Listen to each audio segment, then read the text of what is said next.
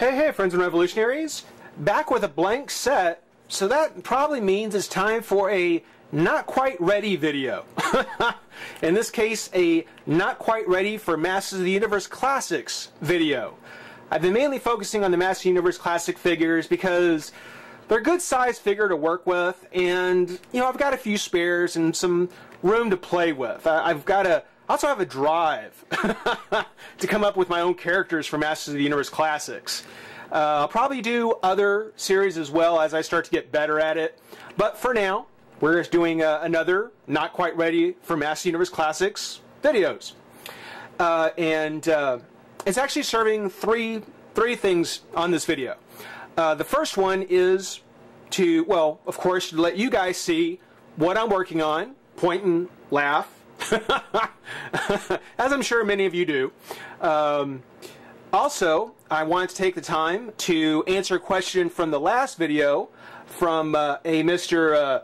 ZTP Nightmare, who asked, what exactly is green stuff? One of the materials I used when I was putting the spare Dora face on the back of that Silver Banshee hair, there's a pretty good amount of green stuff that I put on, which this is green stuff. It's basically a two-part putty. It's a modeling putty that when you break off equal chunks on both the yellow and blue and then knead it together, you get a piece of green clay or putty. And for those people who work with miniature war games like Warhammer 40K or Warhammer or any kind of Games Workshop product, primarily, of course, there are other ones out there, War Machine Hordes, so forth. But for anybody who works with a Games Workshop product or Games Workshop games, are probably very familiar with this stuff.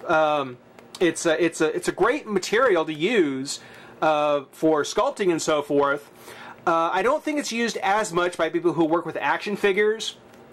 I think more times than not, what you'll hear is them using something called epoxy sculpt, which is more like a clay, where this is more like a putty. What the difference is, I don't know. I haven't worked with epoxy sculpt myself, but I have minor experience with green stuff. Nothing on this scale, but yeah, this is what green stuff is, and you can find it at your local hobby and game stores. It will run you about 20 bucks. It'll run you about 20 bucks, but this is a lot.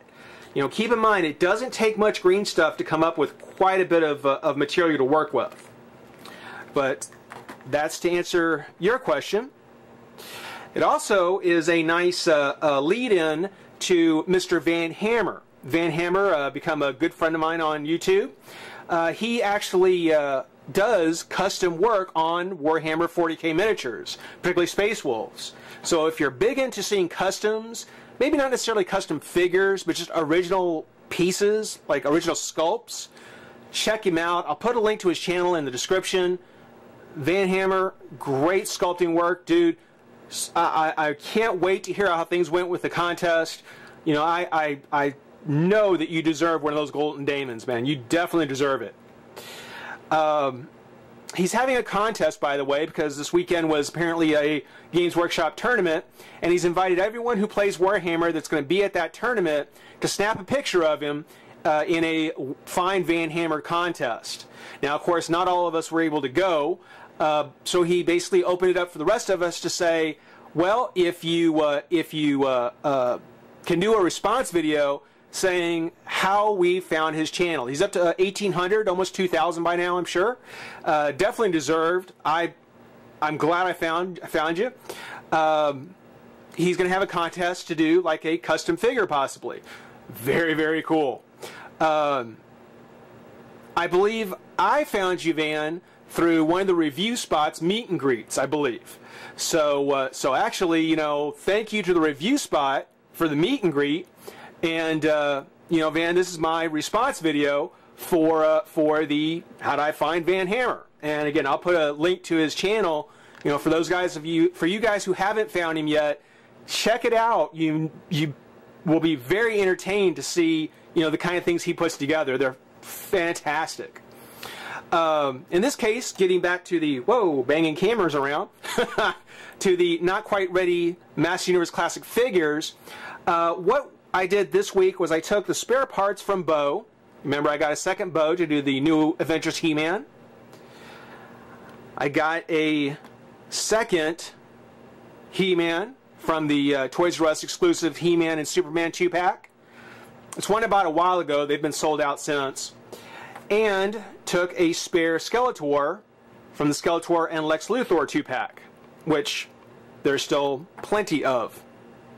Those have been peg warmers, guys. I definitely say, if you get a chance to pick him up, if for no other reason than having a spare Skeletor buck to work with, you can definitely, play with some customization, which is what I'm doing here. Along with the green stuff, these three, I'm also going to go ahead and use yet another Zodak armor from the weapons pack, the first weapons pack, and one of these spare axes from the weapons pack as well, to come up with some guy. Clearly spare parts. I mean, I don't think anybody, well, honestly, there was no real pre-plan of how to put this guy together or of putting him together at all. I didn't draw out a character with the intention of making him. I just took the spare parts that I had from the figures I had, along with some green stuff, and just started working on the figure to come up with somebody.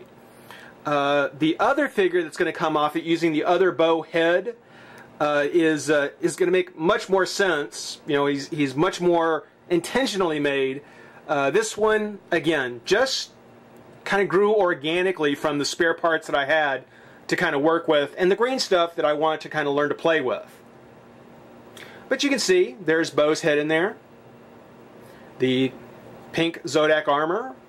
The green stuff for the mask and the shoulder pads. Even tried to put it in some hoses here.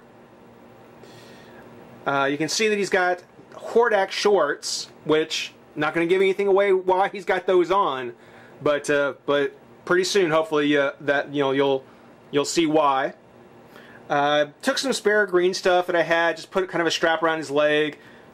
Nothing other than decoration.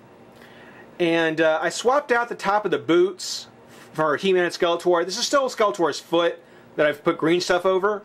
But I swapped out the top of the boot, again, for the other figure that I did, which was, again, much more of a design.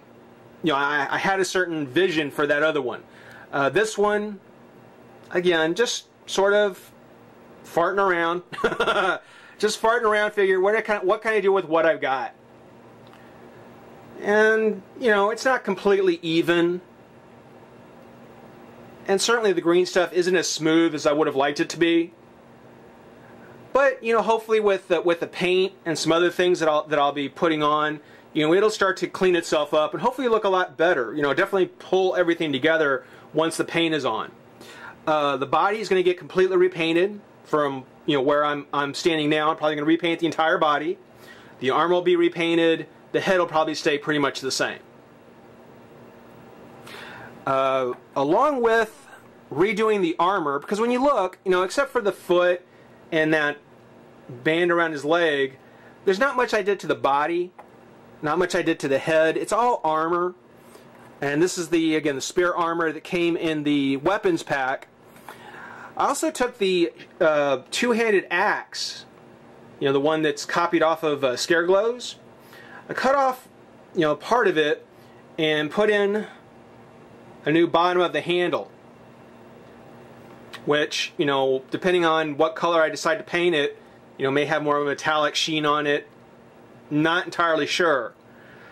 But, just a new weapon, not reusing any weapons from other characters, just a completely original weapon now for this character, who I don't have a name for. I've got a bio written up for both him and the other one, which I'll show you next week, I promise. But no name yet. So, any suggestions on colors, any suggestions on names, totally throwing it open for you guys. Hope you enjoyed taking a look at it. Van, again, congratulations on the 2,000 subscribers, 1,800, 2,000. I certainly thank everybody for watching. Rate, comment, subscribe, Join the revolution. We'll see you next time. Bye-bye.